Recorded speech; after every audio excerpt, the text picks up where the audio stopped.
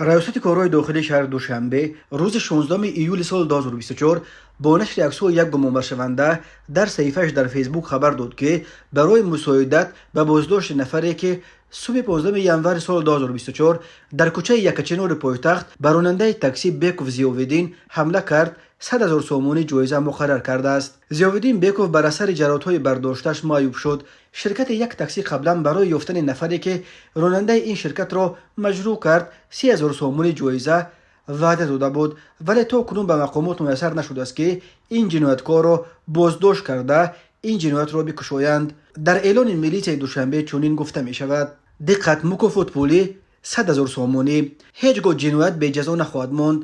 دیر و یا زود نفر جنایتکار دستگیر و در نزد قانون جواب خواهد داد. ریاست وزارت کارهای داخلی شهر دوشنبه از اعتماد و باوری و همکاری دائمی به شهروندان اظهار سپاس می نماید. همزمان به اطلاع شهروندان رسانیده می شود که برای معاین و دستگیر نمودن گمانبر جنایت قصداً رسانیدن ضرر وزنی به سلامتی که 15 ینور سال 2024 در کوچه یکچنار شهر دوشنبه صادر شد، باعث جراحت برداشتن راننده تاکسی بیکوف ضیاءالدین گردید. به شخص به مقامات میلیس مساعدت کننده 100,000 سومانی مکافات پولی داده می شود. مخفی نگاه داشتن شخصیت و تامین امنیت شخص مساعدت کننده در دایره طلبات قانونگذاری جمهوری تاجیکستان کفالت داده می شود. تلفن برای تماس 221 0057 222 2308. شرکت یک تاکسی هنوز ماه فوریه با نشر عکس یک جنایتکار در صفحه‌اش در اینستاگرام اعلام کرد که برای معلومات درباره نفری که بر راننده این شرکت ضیاءالدین بیکوف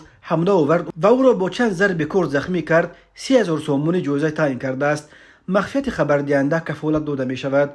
گفته می شد در اعلان مقامات کارهای داخلی قبلا اعتراف کرده بودند که تا حال جستجوی جنایتکار نتیجه نداده است. وزیر کارهای داخلی تاجیکستان رمضان رحیم‌زاده ماه فوریه گفت در رابطه با این حادثه 8 گمانبر شونده را دستگیر کردند و به جبر دیدن نشان دادند، ولی او آنها را نشناخت. ضیاءالدین بیکوف ساکن 23 ساله دوشنبه که یک پسر خانواده بوده تازه تیر ماه سال 2023 ازدواج کرده بود و مگی 4 ماه باز در شرکت یک تاکسی کار میکرد. صبح 15 فوریه سال 2024 در محله یکچنور پایتخت مورد حمله قرار گرفت. مشتری که در کرسی قفا نشسته بود ناگهان با کارد حمله کرده به قسمت راست گردن 5 ضربه و به هر دو دستان ضیاءالدین کارد میزند. بعد فرار حمله‌گر راهگذران ماشین یوری تاجری را دعوت کرده راننده تاکسی را به بیمارخانه قریه بالا میرسانند.